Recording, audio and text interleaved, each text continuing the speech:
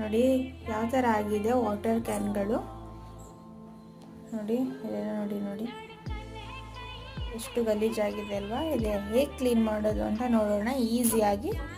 ಇದರೊಳಗಡೆ ನಾವು ಕೈ ಹಾಕಿ ಕ್ಲೀನ್ ಮಾಡೋಕ್ಕಾಗೋದಿಲ್ಲ.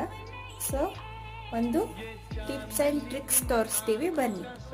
ಸ್ವಲ್ಪ ಸಬೀನಾ ಪೌಡರನ್ನು ಹಾಕ್ತಾಯಿದ್ದೀವಿ. ನೀವು ಯಾವುದಾದ್ರೂ ಹಾಕ್ಬೋದು ಡಿಟರ್ಜೆಂಟು, ಬಟ್ ಇದನ್ನು ಹಾಕಿದ್ರೆ ಒಳ್ಳೆಯದು, ಬಿಕಾಸ್ ಅದು ಸ್ವಲ್ಪ ತರಿ ಇರುತ್ತೆ. ನೆಕ್ಸ್ಟ್ ನೋಡಿ ಸಾಲ್ಟನ್ನು ಹಾಕ್ತಾಯಿದ್ದೀವಿ. ಈಗ ಅಕ್ಕಿಯನ್ನು ಹಾಕ್ತಾಯಿದ್ದೀವಿ. ಇದರಿಂದ ಕೊಳೆ ಹೋಗೋದು. ಅಕ್ಕಿ ಹಾಕ್ಬೋದು, ಇಲ್ಲ ನಿಮಗೆ ಮರಳು ಸಿಕ್ಕರೆ ಮರಳು ಹಾಕೋಬೋದು. ಇದನ್ನು ತುಂಬಿಸ್ತಾಯಿದ್ದೀವಿ.